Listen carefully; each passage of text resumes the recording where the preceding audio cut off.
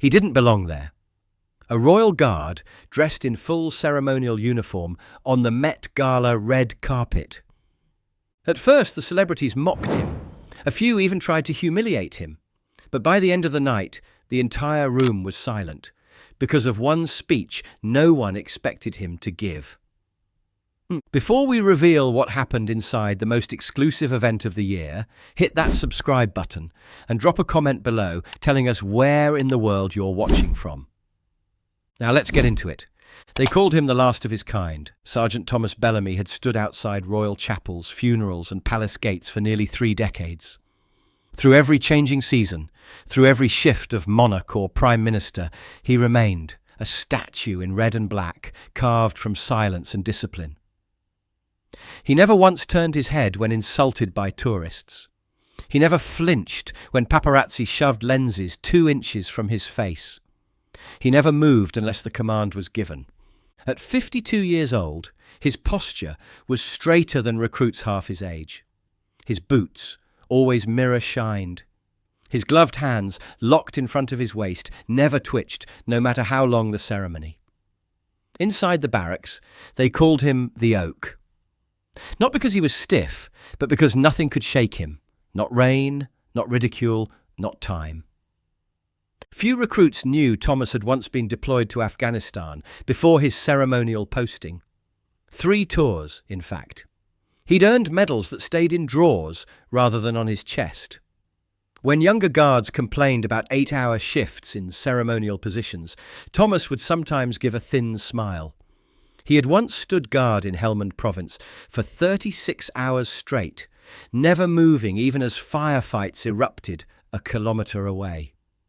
Discipline wasn't something he practiced, it was something he embodied. On the parade grounds, stories about Thomas circulated like folklore. How he'd once stood so perfectly still during a thunderstorm that passing tourists thought he was a wax figure placed outside as a publicity stunt. How a colony of sparrows had once built a nest on his bearskin cap during a particularly long ceremony, and he hadn't moved an inch until the birds departed naturally. Most were exaggerations, of course, but not all. So when the guard captain summoned him into the briefing room and handed him an envelope bearing the royal seal, Thomas expected a new assignment at Windsor or possibly a shift at St. James's. What he didn't expect was what he read.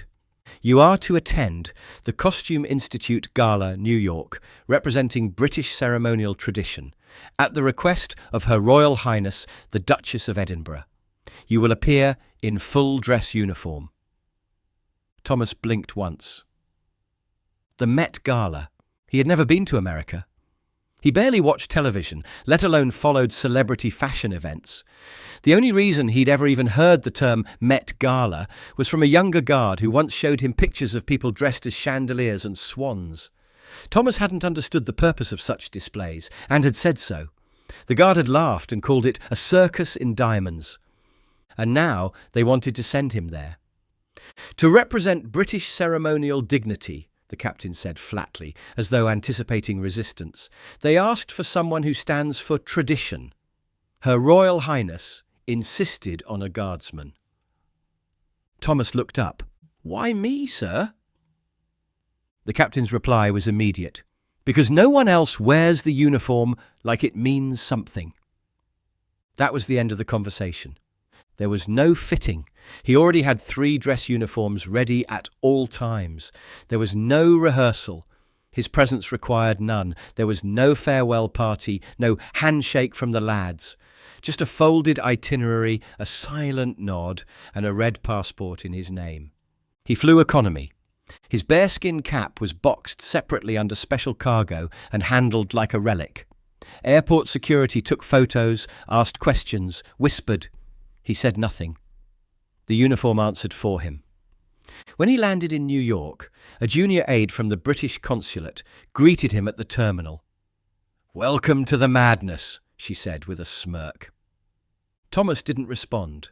He simply followed her to the waiting car, stepping into the city like a ghost of empire wrapped in wool and gold thread. He was here, not as a man, as a symbol. And symbols didn't speak. They stood. That night in his hotel room, Thomas sat on the edge of the bed without removing his gloves. He stared at the uniform laid out across the chair, the same red coat he'd worn while standing guard at Queen Elizabeth's funeral, the same black trousers pressed with military precision, the same white belt he had once adjusted for a child who'd wandered too close to the gates. This uniform had seen things no one applauded: the cold stillness of state funerals, the quiet heartbreak of soldiers' return, rain pooling under his boots while tourists took photos, crowds shouting nonsense, laughter ringing in his ears, never once justified with an answer. He did not see fabric. He saw silence. He saw duty. He picked up a cloth and began polishing his buttons, methodical movements honed through years of pre-dawn preparation. Each circle of the cloth was identical to the last, never rushed, never changing. Thomas had once explained to a new recruit that caring for the uniform wasn't about appearance. It was about respect for what came before and for what would come after. The room's television murmured in the background, entertainment news buzzing about which celebrities would make dramatic entrances tomorrow, which designers had created the most outlandish interpretations of this year's theme. Thomas barely registered it. His focus remained on the uniform, on his movements, on the preparation that had defined his life long before Hollywood or runways had meant anything to him. He glanced at the mirror. His eyes were sharp, cold, not angry, not tired, just fixed. This was not a mission he would have chosen, but he had not served 27 years to begin choosing now. A knock at the door. A junior event coordinator dropped off a printed guide. Red carpet arrival is 6:45. They'll be expecting something theatrical, she said, glancing at the uniform. You'll fit in, or stand out. Honestly, I'm not sure. Thomas nodded once, closed the door. He stood alone for a while longer, then picked up the bearskin cap and held it in both hands. It was going to be a long night, but standing still, he could do that. The car pulled up to the steps of the Met just after sunset. Photographers were already shouting, lights flashing in bursts that painted the red carpet in flickers of white. Heels clicked across the granite, velvet trains swept the stairs, and laughter echoed off marble columns as guests in jewelled gowns and sculpted suits posed for angles that would be seen across the world within minutes. And then the door opened. Out stepped Sergeant Thomas Bellamy in full ceremonial uniform, and the effect was instant. The flashing slowed. Conversations paused. The nearest camera turned reflexively, unsure what exactly it was looking at. Thomas stepped forward in slow, deliberate precision. Red tunic pressed and perfect. White belt gleaming. Black trousers creased sharp as razors, and atop it all, the bearskin cap, towering, unmistakable, the silent crown of 500 years of ritual. He didn't glance around, didn't acknowledge the growing circle of confusion. He simply walked the length of the carpet, with the same posture he used at Buckingham Palace. Unblinking, controlled, entirely unaffected. A woman in a silver mask whispered to her date, "Is that real?" "Part of the theme, maybe," someone else said. "Old world meets high fashion." A reporter holding a mic trailed him a few paces, unsure whether to speak. "Sir, are you with someone? Are you part of a designer installation?" Thomas didn't respond. He was standing at attention now, just off to the side of the main flow of arrivals, not blocking, not loitering, just present. Another woman snapped a selfie from several feet away and tagged it Fashion Night. Within minutes, the post had gone viral. Inside, staff scrambled. The guest list confirmed his attendance. Official representative of the British Crown, listed by title, not name. Still, no one quite believed it until they saw him in person. In the reception atrium, between sculptures and couture gowns, murmurs spread like perfume through the room. Designers exchanged puzzled glances. Models giggled. One whispered, "That's commitment to a role." A celebrity chef passed him on the way to the champagne bar and muttered, "Blimey, someone's cosplay budget went full monarchy." Still, Thomas remained perfectly still. He was not there to make impressions. He was there to represent something most of them couldn't pronounce, let alone understand. A famous pop artist leaned over to a stylist. "What's with the toy soldier?" "He's British," she replied, stifling a laugh. "I think they actually dress like that." On a nearby platform, a fashion editor whispered into her phone, "It's performance art. Has to be. Probably Banksy." The speculation only intensified when Thomas stepped briefly into the main hall during the first wave of cocktail service. He took a single step inside and stood at one of the archway alcoves, upright, silent, alone. The lighting hit the brass detailing on his buttons just so, and from a distance he almost didn't look real. A makeup artist walked by and murmured, "They built him too lifelike." But it was the silence that unnerved people the most. Amid the noise, the buzz, the curated chaos, here was a man who did nothing except exist with purpose. Someone tried to ask him for a photo. No response. A stylist offered him a champagne flute. He didn't even glance. By the time the third wave of guests arrived, someone had placed a captioned photo of him on a fashion blog titled "The Best Dressed Wall." He was being memed, but no one laughed to his face, because something about him, not his clothes, not his stillness, but the weight he carried, felt like it didn't belong to their world. A film director said aloud, "He's more intimidating than the security." He wasn't. He was just real. More real than anyone expected. The main hall was louder now. Music pulsed low beneath the chatter of champagne glasses and curated laughter. Perfume hung in the air like tension.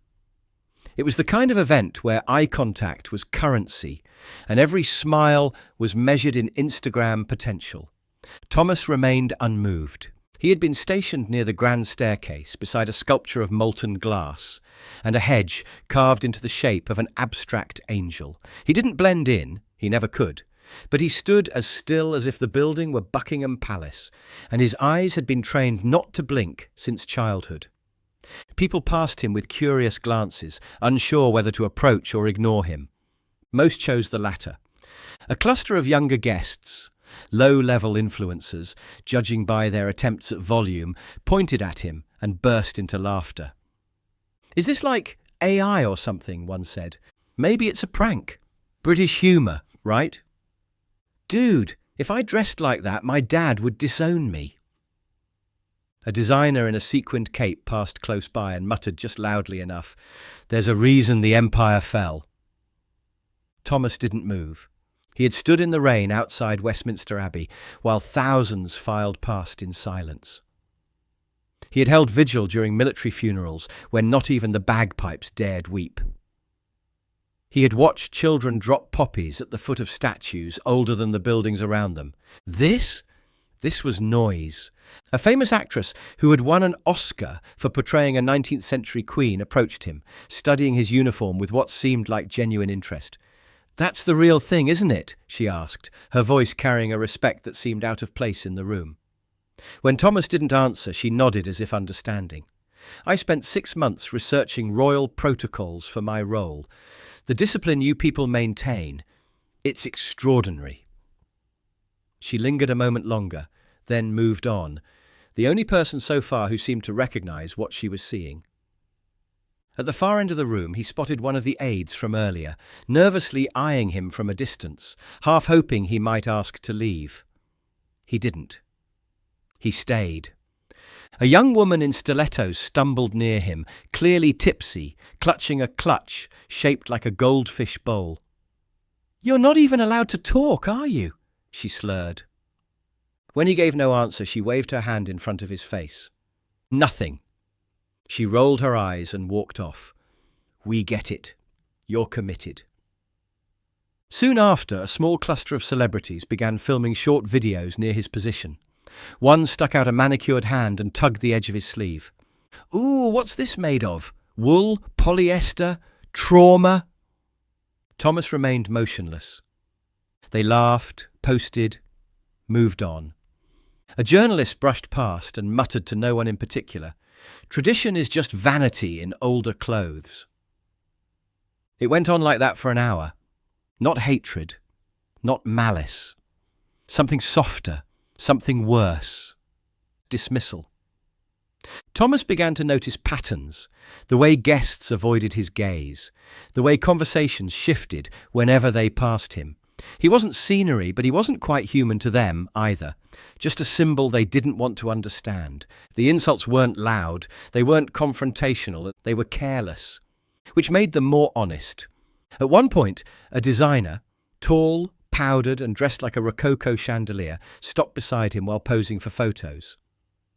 "Tell me," the man said, not to Thomas but to his entourage, "what's the point of dressing like that? Silence doesn't make a statement anymore, it just makes you invisible." Thomas blinked once, the only movement all night. Nearby, a server carrying champagne flutes had stopped beside him. She was young, plainly dressed, likely a student roped into the evening through an agency. She had watched the interactions all evening from a few steps behind silver trays and careful smiles. Now she leaned in just slightly and whispered, "They don't know who you are, but they know you're better than they are." Thomas didn't look at her, but he heard her. The moment passed. He remained where he was, a solitary monument in a building made of spectacle. Until the announcement. A polished voice boomed through the hall, calling for attention. The music quieted. Spotlights shifted to the central stage platform, where tonight's honorary guest, an avant-garde fashion designer with a reputation for anti-monarchical rebellion, was scheduled to deliver a brief address on the theme of breaking with the past. Thomas didn't react. He had stood through parades, ceremonies and gun salutes. One more speech was just a ripple in the air. The man approached the podium in a peacock blue suit with a high collar and sunglasses despite the hour. The room hushed with a curated reverence, the kind that only money and novelty could command. "I stand before you tonight," the man began, "not in defiance, bandia, but in liberation. Liberation from the chains of obsolete traditions, from the stitched performances of loyalty, from uniforms designed to tell us who matters and who doesn't." There was polite laughter. "And I say this," he continued, "with great respect to our honoured guests from abroad, even the ones who remain a little too quiet." Louder laughter now. Several eyes turned toward Thomas. The speaker smiled. "You see, standing still may once have symbolised strength, but tonight, standing still only shows that you haven't noticed the world has moved on."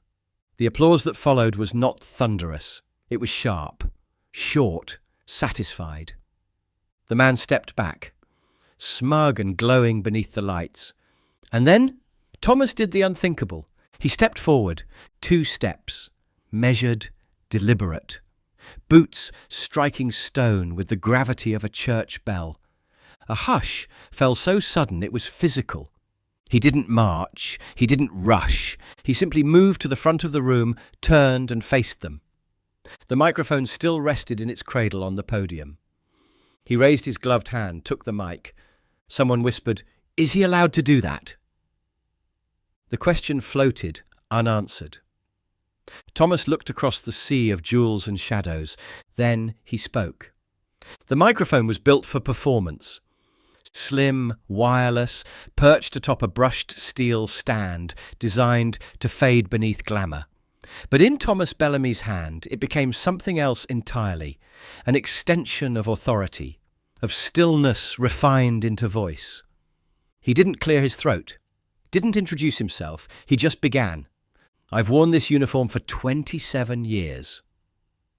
His voice wasn't loud, but it was precise, each syllable sharp enough to cut silk.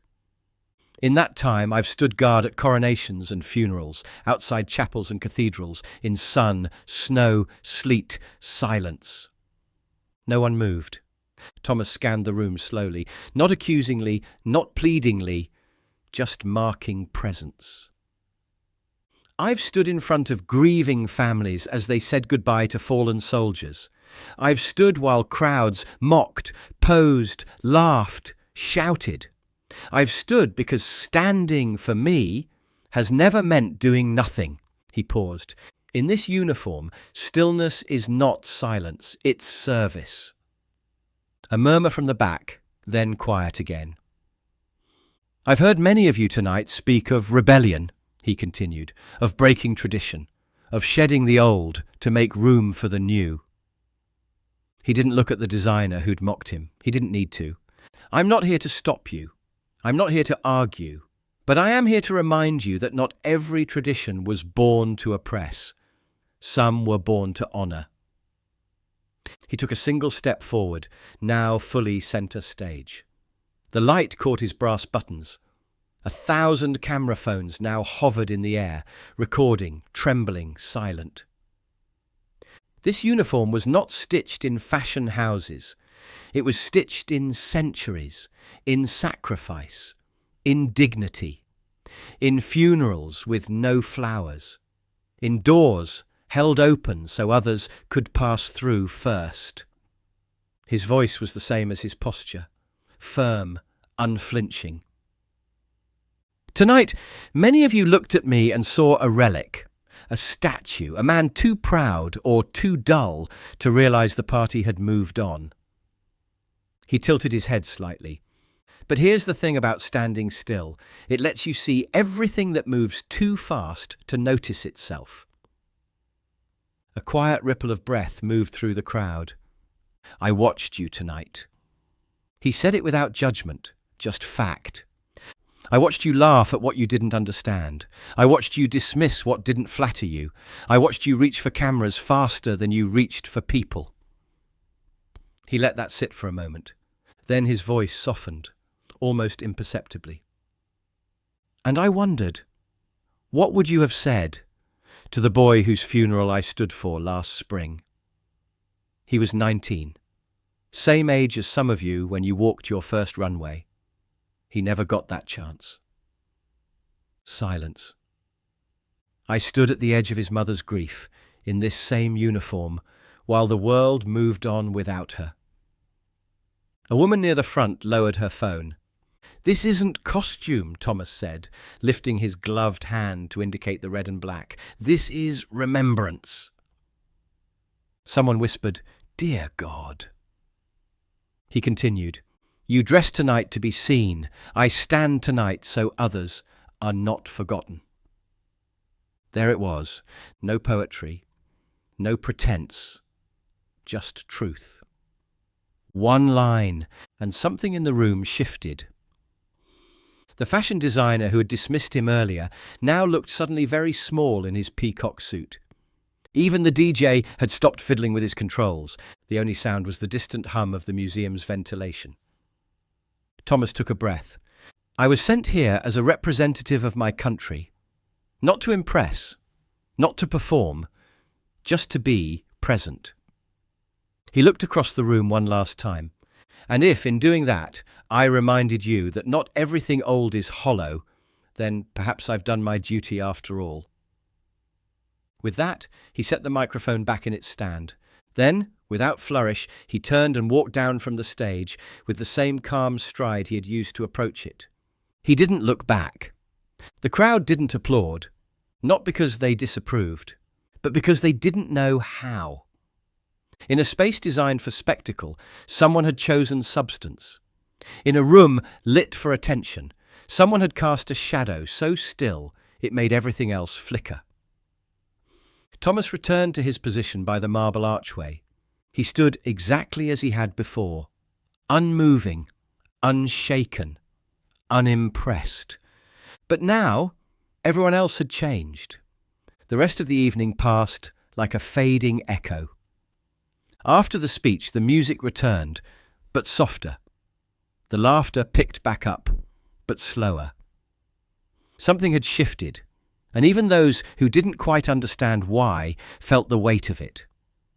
Thomas remained at his post near the archway, silent as ever. But this time, when guests passed him, they no longer glanced past. Some offered nods. One woman, barefoot now and holding her heels in hand, murmured "thank you" as she walked by. A stylist who had earlier scoffed now lingered a few paces away, camera lowered, expression unreadable. The man in the peacock suit didn't return to the stage. A few guests approached Thomas throughout the final hour, not with questions, but with stillness. They stood near him, quietly, as if presence might carry its own kind of reply. One even folded her hands the way his were folded and stood beside him for nearly 2 minutes before walking off without a word. He didn't speak to any of them. He didn't need to. His silence now carried something different. Not mystery, meaning. The actress who had portrayed the Queen returned toward the end of the evening. She stood at a respectful distance, watching him with thoughtful eyes. "I spent months trying to understand royal composure," she said quietly, "and I still never got it quite right. But I think I understand now. It's not about the crown, is it? It's about what you're willing to carry for others." She smiled slightly. "Thank you for the lesson." Then she too disappeared into the crowd, leaving behind only the scent of expensive perfume and something rarer, genuine admiration. At precisely 10:58 p.m., Thomas moved. 2 steps backward, in line with the far edge of the hall.